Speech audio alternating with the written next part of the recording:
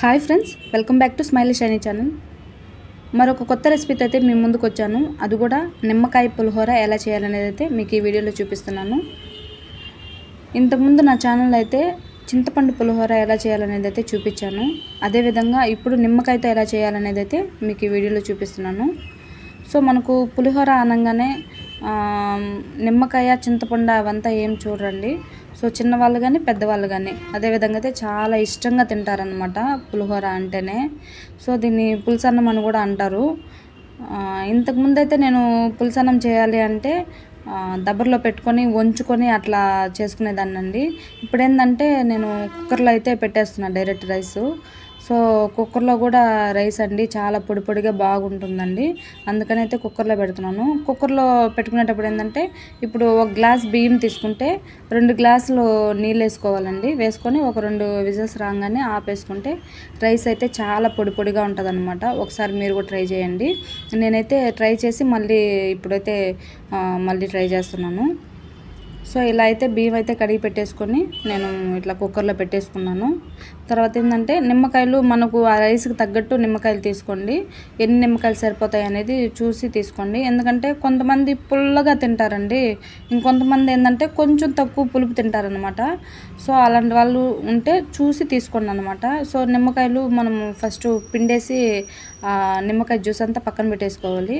అదేవిధంగా అయితే ఒక స్టీల్ దండి పెద్దది తట్టలాగా తీసేసుకొని దాన్ని నీట్గా మనం తుడిచేసుకొని చెమ్మ లేకుండా కడుక్కొని నీట్గా తుడిచేసుకొని ఆ స్టీలు దాంట్లో అయితే మనం రైస్ అంతా పోసేసుకోవాలన్నమాట. పోసుకొని బాగా అంటే చెమ్మ లేకుండా అండి బాగా ఆరబెట్టుకోవాలన్నమాట. ఎందుకంటే చెమ్మనిందనుకోండి పాసిపోతుంది అనమాట రైస్ తొందరగా. సో అందుకని మనకు పొడి పొడిగా ఇట్లా అంటే చెమ్మ లేకుండా ఆరబెట్టుకోవాలన్నమాట. సో చూడండి, నేను కూడా చేతితో పట్టి చూసాను, ఏమి చెమ్మ అయితే ఏం లేదండి, బాగుంది. అదేవిధంగా కుక్కర్ కూడా చూడండి, కొంచెం కూడా అన్నం కూడా ఏం అతుక్కోలేదండి, నీట్గా అండి వచ్చేసింది. అసలు నేను కింద ఆయిల్ కూడా వేయలేదు. సో నీట్గా వచ్చేసిందండి. మీరైతే ఖచ్చితంగా అంటే కుక్కర్లో పెట్టుకున్న రైస్తో పులుసన్నం చేస్తే బాగోదు అనుకుంటారేమో, కానీ బాగుందండి. ఒకసారి ట్రై అయితే చేయండి. అదేవిధంగా అన్నం ఇట్లా ఆరబెట్టుకున్న తర్వాత ఏంటంటే మనము ఇంకా కడాయి అయితే పొయ్యి మీద పెట్టుకోవాలి. ఎందుకంటే మనం తాలింపు వేసుకోవాలి కాబట్టి. సో బాండిలు అయితే ఇలా పొయ్యి మీద పెట్టేసుకొని ఆయిల్ వేసుకోవాలండి. ఆయిల్ అయితే చూసి వేసుకోండి, అంటే రైస్కి సరిపడా ఆయిల్ వేసుకోవాలి కదా.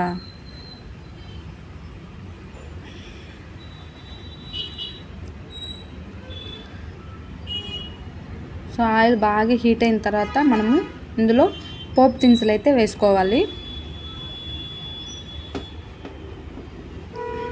అంటే తాలింపు గింజలు.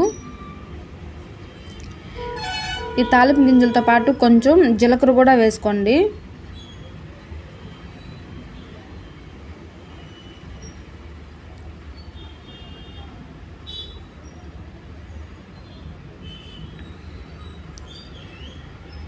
తర్వాత చూడండి, ఇందులో అయితే నేను వేరుశనగపప్పులు అదేవిధంగా మినపప్పు తీసుకున్నాను. మనకు పచ్చెనపప్పు ఉన్నా కానీ తీసుకోండి. సో నేను పచ్చెనపప్పు అయితే లేదు కాబట్టి ఓన్లీ ఈ వేరుశనగపప్పులు తర్వాత మినపప్పు మాత్రమే తీసుకున్నానండి. ఈ పప్పులు ఇట్లా వేసేసి వేయించుకోవాలన్నమాట.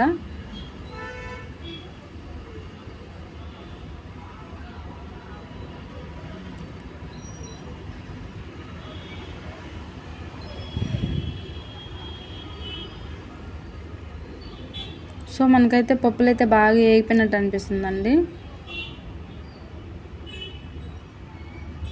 తర్వాత ఎండుమిరపకాయలు వేసుకోవాలండి. మనము పచ్చిమిర్చి అయినా వేసుకోవచ్చు, లేదు అంటే ఎండుమిరపకాయలైనా వేసుకోవచ్చు. సో నేను ఆ రెండే అయితే వేయట్లేదండి, ఇవైతే ఉప్పు మిరపకాయలు అనమాట.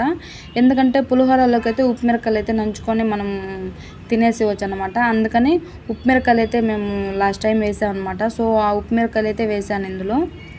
ఇట్లా వేసి మిరపకాయలు కూడా బాగా వేయించుకోవాలండి.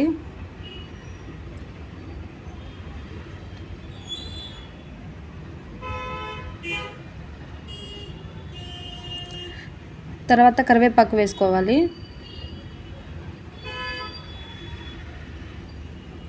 తర్వాత మెయిన్ అండి మనకు పులిహోర అంటేనే ఇంగువ అండి. సో ఇంగువ వేస్తేనే చాలా టేస్టీగా ఉంటుందన్నమాట రైసు. సో ఇంగువ అయితే ఎక్కువ వేసుకోకుండా కొంచెం మీడియంగా అయితే వేసుకోండి. తర్వాత లాస్ట్లో అండి పసుపు వేసుకోవాలండి. కొంతమంది రైస్లోనే పసుపు డైరెక్ట్ వేసి కలిపేస్తారండి. సో అలా చేయొద్దు, ఎందుకంటే పసుపు వాసన వస్తుందండి, తినేటప్పుడు అంతగా బాగుండదు. కాబట్టి మనము తాలింపు వేసుకునేటప్పుడు అందులో ఆయిల్లో వేసుకోండి పసుపు అయితే. అదేవిధంగా కొంచెం సాల్ట్ అయితే వేసుకోండి. ఆల్రెడీ మనము రైస్లో కలుపుకుంటాము కాబట్టి తక్కువగానే వేసుకోండి.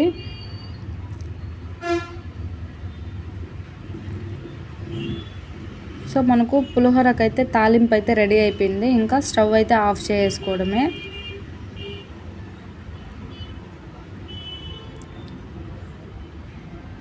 ఇప్పుడు మనము రైస్ ఆరబెట్టుకున్నాం కదండి, సో ఇది బాగా ఆరిపోయిందండి. చూడండి పొడి పొడిగా కూడా ఉంది రైసు, చెమ్మ కూడా లేదు.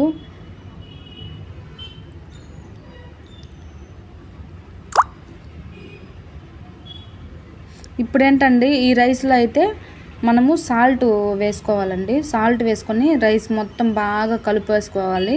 అంటే మనకు ఇంకా ఎంత సాల్ట్ కావాలనేది అంత సాల్ట్ ఒకేసారి డైరెక్ట్గా వేసేసుకొని ఇందులో కలిపెట్టుకోవాలండి.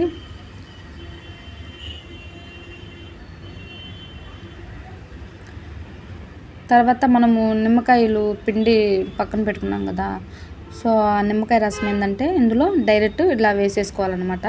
సో ఇలా వేసుకుంటేనండి చాలా టేస్ట్గా ఉంటుంది. కొంతమంది అయితే ఈ నిమ్మరసాన్ని కూడా ఇప్పుడు నేను తాలింపు పెట్టాను కదా, సో ఆ తాలింపులో అయితే వేసి మరగబెట్టి అప్పుడు వేసుకుంటారు. సో నేనైతే అసలు ఎప్పుడు అలా చేయలేదండి, నాకు ఇలా చేస్తేనే బాగా నచ్చుతుంది. సో చాలామంది నేను చేసిన పులుసన్నం అయితే చాలామంది బాగుంది అని కూడా అంటారనమాట. నేనైతే డైరెక్ట్ అయితే నిమ్మకాయ అయితే ఇలాగనే వేసుకుంటానండి. ఒక్కసారి అయితే నేను చెప్పిన ప్రకారం అయితే చేసుకోండి. మీకు నచ్చకపోతే అప్పుడు కామెంట్ చేయండి, నచ్చినా కామెంట్ చేయండి. సో ఇప్పుడు ఏంటంటే ఆ నిమ్మకాయ రసం వేసేసుకొని బాగా అన్నం మొత్తం కలిపేసుకోవాలండి. కలిపేసుకున్న తర్వాత చూడండి తాలింపు వేసుకున్నాం కదా, సో ఈ తాలింపు ఏంటంటే డైరెక్ట్ మనము ఇలా అన్నంలో అయితే వేసుకోవాలి.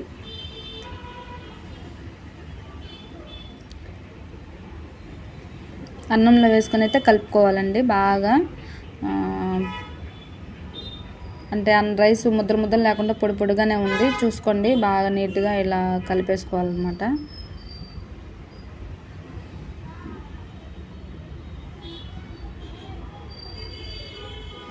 చూడండి ఇలా కలిపేసుకోవాలి. నేనైతే పులిహోర ఎప్పుడు చేయాలన్నా ఇదే విధంగా చేస్తానండి, ఖచ్చితంగా అయితే బాగుంటుందండి. నాకైతే ఇలాగ చేసుకుంటేనే నచ్చుతుందండి. అదేవిధంగా మా పిల్లలు కూడా అయితే చక్కగా తింటారండి, చాలా ఇష్టంగా కూడా తింటారు. ఒకసారి అయితే నేను చెప్పిన కొలతల్లో అయితే నేను చెప్పిన విధంగా అయితే ఒకసారి అయితే ట్రై చేయండి, మీరు ఖచ్చితంగా నచ్చుతుంది మీకు. అదేవిధంగా నా ఛానల్ కొత్తగా చూసే వాళ్ళైతే నా ఛానల్ అయితే సబ్స్క్రైబ్ అయితే చేసుకోండి. అదేవిధంగా వీడియో అయితే ఫుల్గా చూడండి, లైక్ చేయండి, షేర్ చేయండి.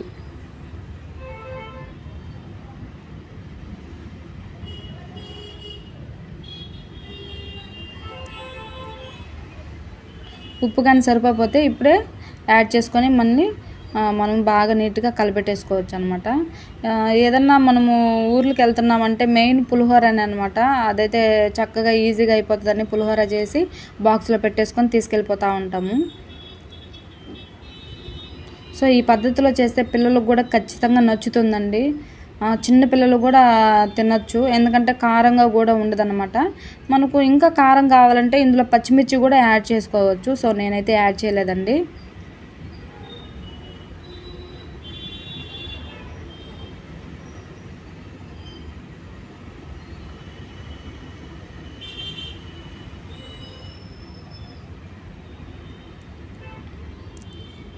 అదేవిధంగా అయితే ఈ వీడియోని అయితే ఫుల్గా చూడండి.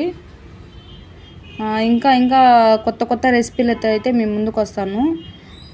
నాకు ఏదైనా సరే బ్యాడ్గా ఉన్నా మంచిగా ఉన్నా ఎలాగైనా సరే నాకు కామెంట్ అయితే పెట్టండి. అంటే కామెంట్ పెడితేనే కదా బాగుందో లేదో, ట్రై చేశానో లేదో ఏదో ఒకటి చెప్తేనే కదండి నాకు తెలుస్తుంది.